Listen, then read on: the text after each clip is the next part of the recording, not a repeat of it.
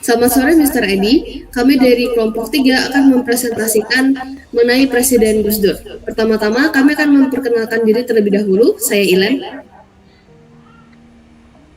Saya Jaya. Saya Dayu. Saya Gerald. Saya Samuel. Baik, jadi Abdurrahman Wahid atau yang dikenal sebagai Gus Dur adalah Presiden keempat Republik Indonesia yang menjabat dari tahun 1999 sampai 2001. Beliau lahir di Jombang, Jawa Timur pada tanggal 7 September 1940 dan berasal dari keluarga ulama besar yang sangat berpengaruh di Indonesia. Ayahnya, KH Wahid Hashim, pernah menjabat sebagai Menteri Agama Republik Indonesia dan kakeknya, KH Hashim Asyari, adalah pendiri Nahdlatul Ulama yang menunjukkan bahwa sejak kecil Gus Dur itu tumbuh di lingkungan pendidikan agama dan intelektual yang kuat. Dalam bidang pendidikan, beliau pernah belajar di Universitas Al-Azhar di Mesir dan melanjutkan studi di Baghdad, Irak. Sebelum menjadi presiden, Gus Dur aktif di Nahdlatul Ulama yang terpilih sebagai Ketua Umum PBNU pada tahun 1984. Saat menjabat sebagai presiden, beliau ini dikenal sebagai tokoh yang menjunjung tinggi keberagaman dan salah satu kebijakan pentingnya adalah mengeluarkan Kapres nomor 6 tahun 2000 yang memberikan kebebasan bagi masyarakat Tionghoa untuk menjalankan budaya dan tradisi mereka. Karena komitmennya terhadap toleransi, beliau ini dijuluki sebagai Bapak Pluralisme.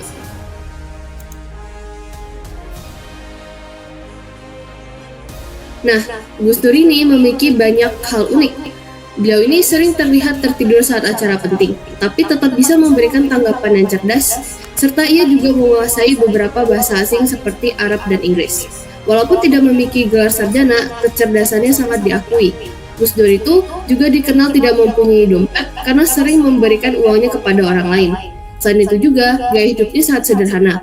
Bahkan saat meninggalkan istana, beliau tetap tampil santai. Selanjutnya saya akan menjelaskan tentang pencapaian Gus Dur. Nah, kita memilih 4 pencapaian. Yang pertama itu pemulihan demokrasi dan kebebasan beragama. Jadi Gus Dur ini mengambil langkah untuk memulihkan demokrasi dan menjamin kebebasan beragama di Indonesia. Ia juga berjuang untuk mengembalikan HAM atau hak asasi manusia yang telah terpinggirkan. Dia juga memperkuat prinsip kebebasan beragama dan mempromosikan dialog antaragama. Yang kedua itu reformasi ekonomi dan pemberantasan korupsi. Jadi Gus Dur ini juga memprioritaskan reformasi ekonomi dan pemberantasan korupsi. Dia menyadari bahwa pembangunan yang berkelanjutan dan juga adil hanya akan tercapai jika terdapat tata kelola yang baik dan adil.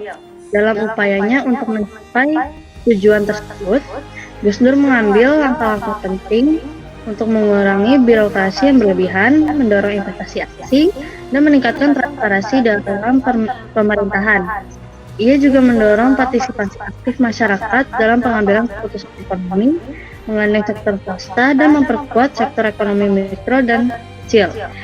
Dan selain itu, Gus Dur memberikan perhatian serius pada pemberantasan korupsi dengan membentuk lembaga anti korupsi yang lebih efektif dan memperkuat hukum yang mengatur kegiatan bisnis dan investasi. Yang ketiga itu ada penyelesaian konflik Maluku. Jadi konflik tersebut itu merenggut banyak korban jiwa dan menghancurkan komunitas. Gus Dur memfasilitasi dialog antar warga yang terlibat dalam konflik, membantu mereka mencapai pemahaman bersama dan mencari solusi yang adil. Ia mengajak tokoh-tokoh agama dan pemimpin masyarakat untuk duduk bersama, berdialog, dan mencari titik temu yang menguntungkan bagi semua pihak. Jadi dia yang seperti yang menyelesaikan, yang menemukan mereka semua. Kemudian yang terakhir itu kebijakan Gus Dur dalam mengakui tahun baru Imlek. Jadi Gus Dur ini seperti yang diberitahu oleh Ilen sebelumnya, Gus Dur ini dijuluki dengan salah satu kebijakan monumental yang dicetuskan pengakuan Tahun Baru Imlek sebagai hari perayaan yang dapat dirayakan secara bebas. Sebelumnya, pada masa Orde Baru, perayaan Imlek dibatasi oleh Instruksi Presiden atau Impres nomor 14 tahun 1967 yang mengekang masyarakat Tionghoa untuk beribadah dan menyelenggarakan tradisi mereka. Ada dua aturan utama yang mengekang kebebasan masyarakat Tionghoa. Yang pertama itu ibadah yang berpusat pada leluhur harus dilakukan secara internal dalam keluarga. Yang kedua itu perayaan pesta agama dan adat istiadat tak boleh mencolok di depan umum. Tapi Gus Dur dengan tegas mencabut peraturan tersebut dan menggantinya dengan keputusan Presiden atau Kapres nomor 6 tahun 2000 yang memberikan kebebasan penuh kepada masyarakat Tionghoa untuk merayakan Imlek. Jadi penyelenggaraan kegiatan keagamaan, kepercayaan dan adat istiadat Cina dilaksanakan tanpa memerlukan izin khusus sebagaimana berlaku selama ini. Dan Gus Dur ini dijuluki sebagai Bapak Tionghoa Indonesia. Oke. Pada masa pemerintahan Presiden Abdurrahman Wahid atau Gus Dur, terdapat beberapa kebijakan penting di bidang ekonomi dan sosial politik. Yang pertama di bidang ekonomi. Di bidang ekonomi, Gus Dur mendukung program pemberdayaan masyarakat seperti PNPM atau program kelurahan yang bertujuan untuk membangun infrastruktur lokal dan meningkatkan keterampilan warga. Yang kedua, beliau juga menekankan penanggulangan korupsi dan nepotisme agar tercipta pemerintahan yang bersih dan adil. Ketiga, yang terakhir, selain itu, Gus Dur berupaya membangun kedaulatan ekonomi Indonesia tanpa sepenuhnya bergantung pada IMF dan Bank Dunia. Nah, sekarang dalam bidang sosial politik. Dalam bidang sosial politik, Gus Dur sangat menekankan penghormatan terhadap HAM dan kebebasan sipil setelah masa Orde Baru. Beliau juga menjunjung tinggi pluralisme dan toleransi antar agama. Salah satu kebijakan pentingnya adalah membubarkan Departemen Sosial dan Departemen Penerangan, dan selain itu, Gus Dur juga membuka wacana hubungan diplomatik dengan Israel.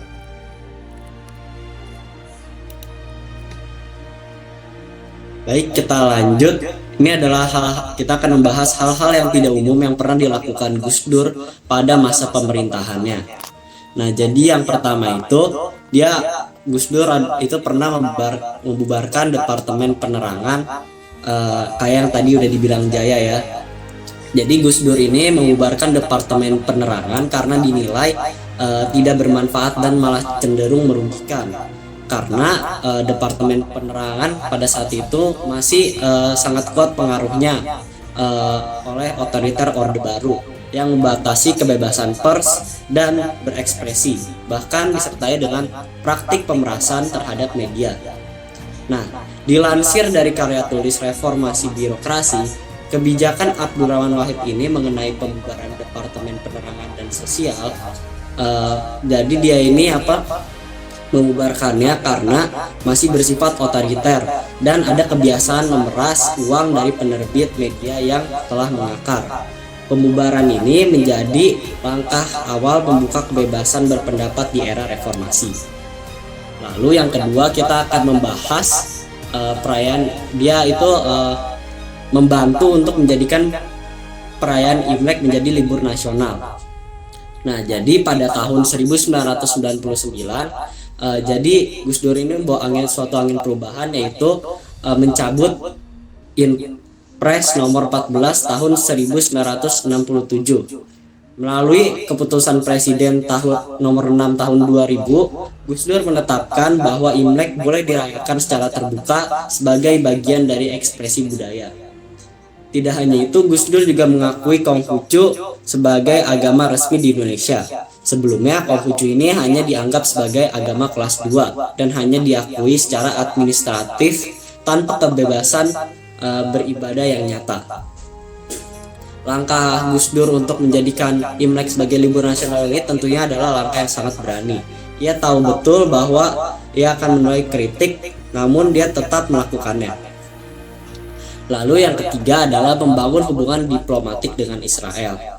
Seperti yang kita tahu, Gus Dur tentunya mengetahui kalau ada konflik di antara Israel dan Palestina.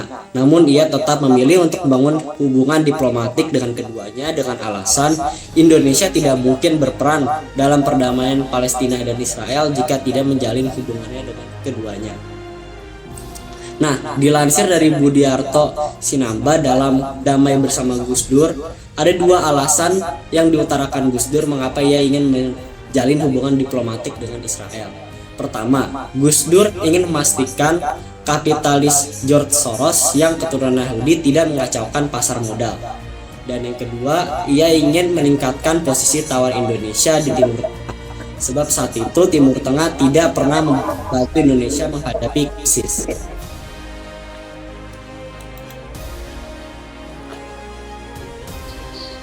Dan untuk yang terakhir yaitu kesimpulan, menurut kami Abdurrahman Wahid atau yang akrab disapa Gus Dur merupakan salah satu presiden Indonesia yang membawa dampak besar dalam perjalanan demokrasi bangsa.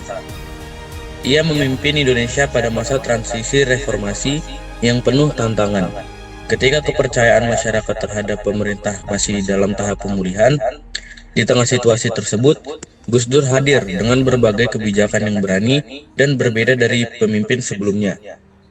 Beberapa kebijakan penting yang ditetapkan seperti pembubaran Departemen Penerangan dan Departemen Sosial, pembentukan Dewan Ekonomi Nasional atau DEN, serta penetapan Tahun Baru Imlek sebagai hari libur fakultatif yang kemudian menjadi hari libur nasional, menunjukkan komitmennya dalam terhadap kebebasan, transparansi, dan penghormatan terhadap keberagaman. Pembubaran Departemen Penerangan menjadi simbol kuat berakhirnya kontrol ketat pemerintah terhadap media. Sejak saat itu, pers menjadi lebih bebas menyampaikan kritik dan pendapat. Masyarakat pun semakin berani menyuarakan aspirasi tanpa rasa takut. Dalam hal keberagaman, Gus Dur dikenal sebagai tokoh yang sangat menjunjung tinggi nilai toleransi. Ia membuka ruang kebebasan beragama dan budaya, termasuk menghapus berbagai pembatasan terhadap etnis Tionghoa. Kebijakan ini memberikan rasa aman dan pengakuan yang lebih adil bagi seluruh warga negara tanpa memandang latar belakang suku, agama, maupun budaya. Langkah-langkah tersebut membuktikan bahwa demokrasi bukan hanya tentang sistem politik, tetapi juga tentang penghormatan terhadap hak asasi manusia. Selain kebijakannya, kepribadian Gus Dur juga menjadi daya tarik tersendiri. Ia dikenal humoris, santai, dan sederhana dalam gaya hidupnya. Bahkan kebiasaan yang unik seperti tertidur saat rapat sering menjadi bahan candaan publik. Namun, di balik itu semua, ia tetap menunjukkan kecerdasan dan keseriusan dalam mengambil keputusan. Sikapnya yang tidak kaku membuat masyarakat merasa dekat dengannya. Gus Dur membuktikan bahwa seorang pemimpin tidak harus selalu tampil formal dan berjarak, tetapi tetap bisa bekerja secara cerdas dan berpihak kepada rakyat. Selain itu, pemikiran dan perjalanan hidup Gus Dur juga terdokumentasi dalam berbagai media, termasuk situs resmi yang memuat cerita, foto, video, dan karya tulis tentang dirinya. Hal ini menunjukkan bahwa ia bukan hanya seorang mantan presiden, tetapi juga tokoh intelektual dan pemikir bangsa yang gagasannya terus relevan bagi generasi muda.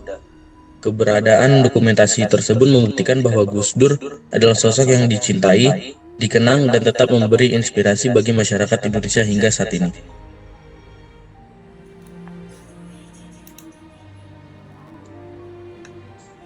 Sekian yang bisa kami berikan mengenai Abdurrahman Wahid atau yang dikenal dengan Gus Dur. Terima kasih.